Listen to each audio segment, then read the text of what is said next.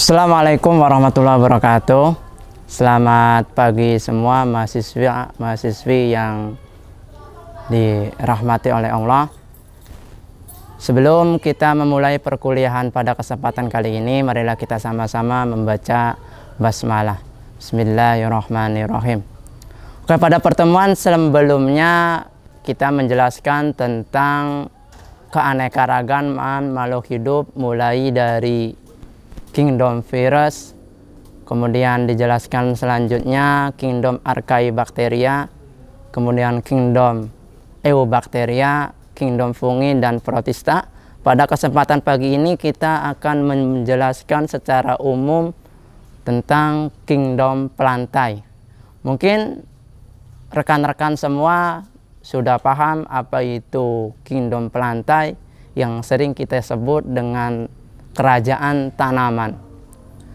Pada umumnya kingdom pelantai itu memiliki seperti yang saya tunjukkan gambar, memiliki ciri-ciri yang tidak dimiliki ataupun berbeda dengan kingdom yang lain. Salah satu ciri-cirinya, tubuhnya dilapisi oleh dinding sel.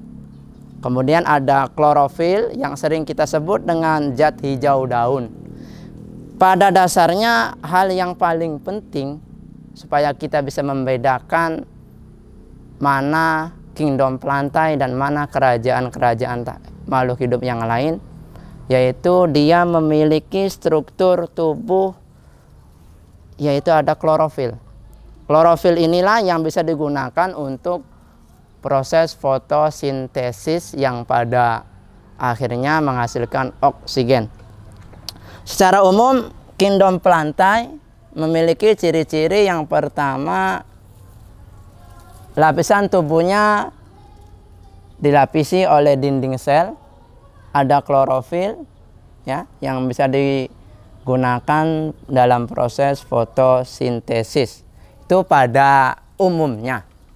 Kemudian kingdom pelantai atau kerajaan tumbuhan pada dasarnya dibedakan berdasarkan yang pertama, berdasarkan alat perkembangbiakannya.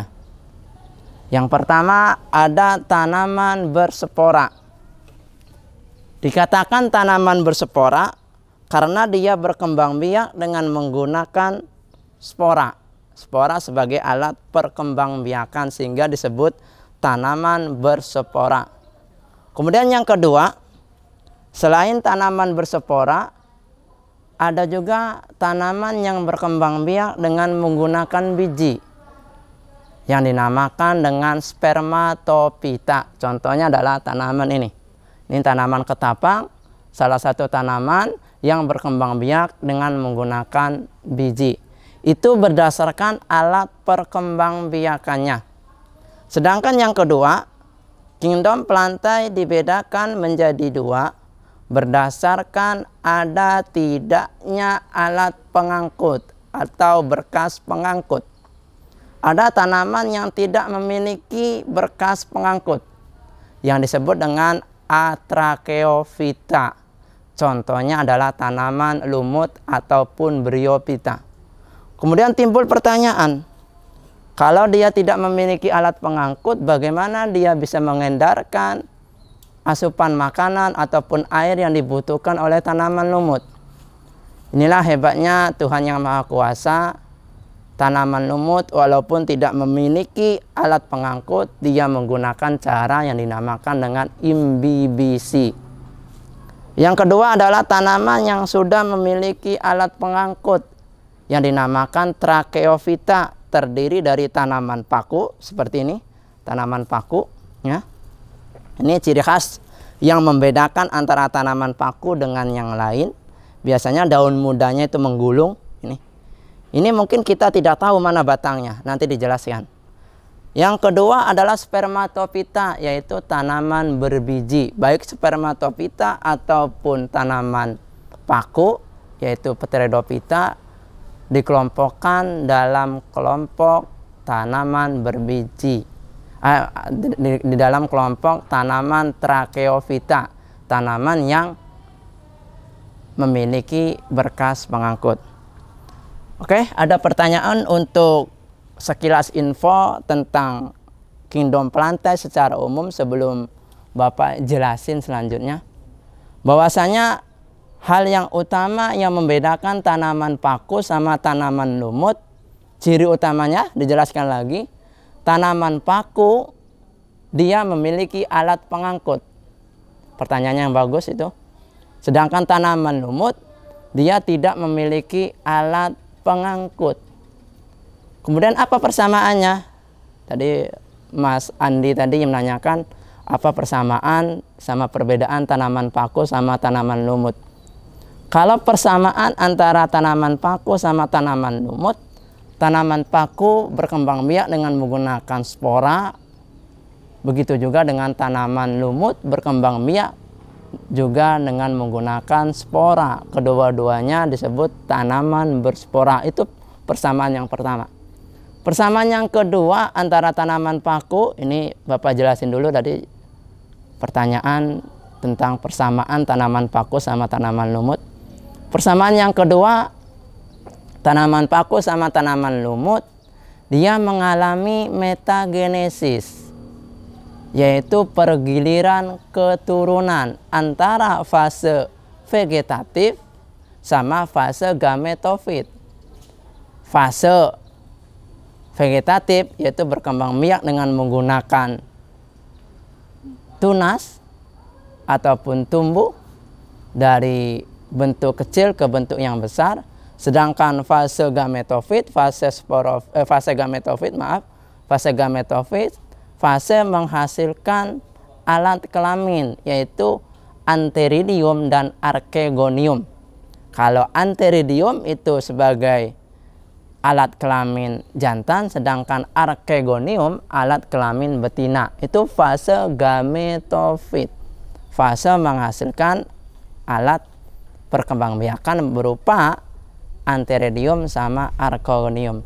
Sedangkan fase vegetatif ataupun fase sporofit, ya fase menghasilkan spora. Itu persamaannya.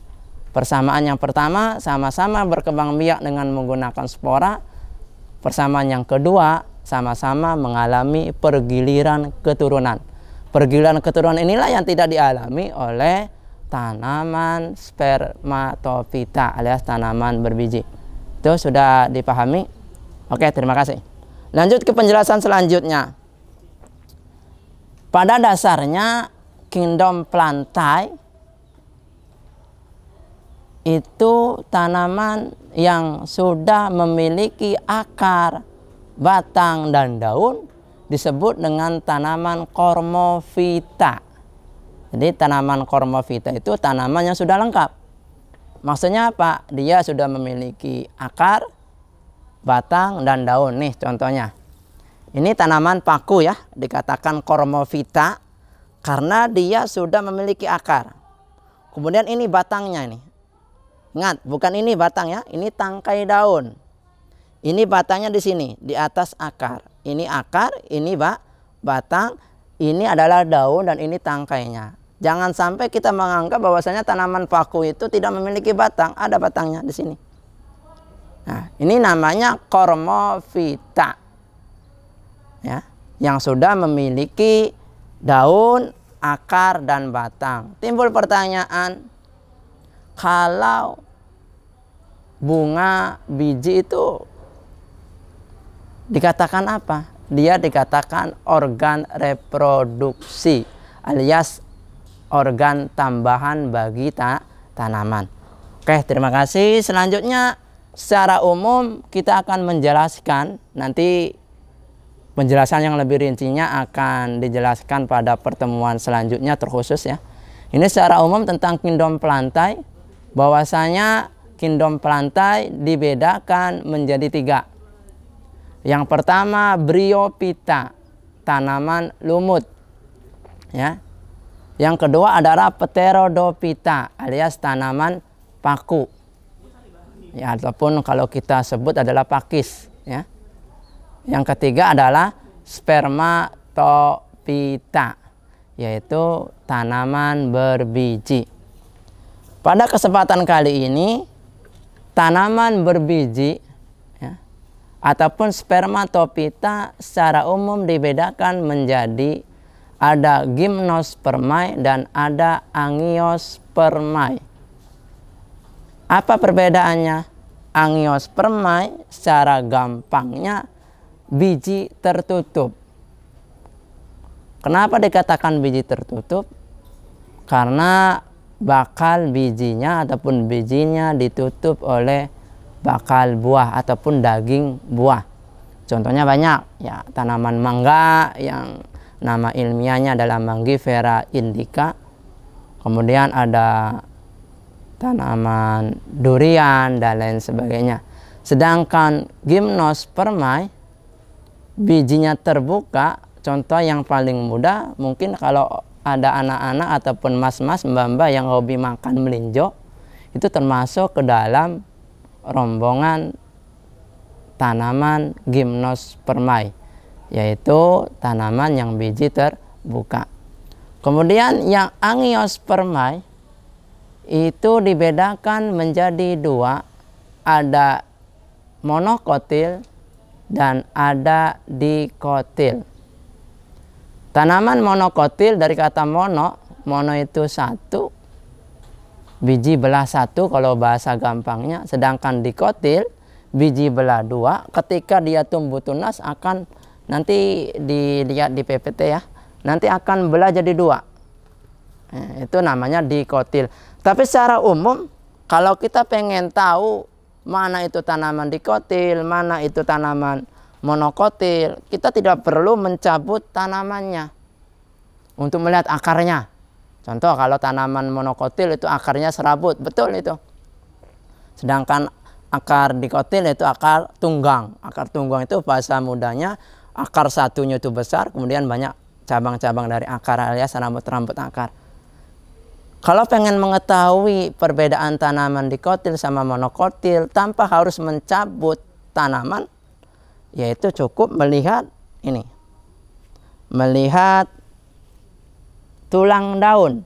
Nah nih, melihat tulang daun saja, cukup melihat tulang daun. Tulang daunnya sejajar ataupun menyirip atau menjari. Kalau tulang daun sejajar seperti tanaman sawit, tanaman kelapa, tanaman serai, ini sejajar tulang daunnya, udah cukup kita katakan itu tanaman monokotil.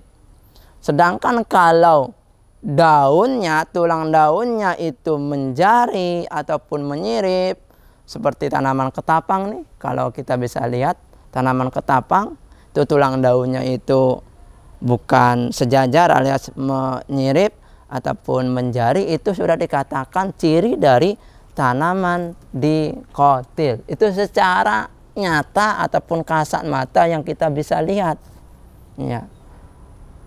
Timbul pertanyaan, apakah semua tanaman itu bisa dicangkok sebagai cara untuk reproduksi vegetatif? Tidak semuanya bisa dicangkok. Karena pada dasarnya tanaman yang bisa dicangkok, ini dasarnya dulu, yaitu tanaman yang ada kambiumnya. Ada kambiumnya. Nah, tanaman yang berkambium itu apa?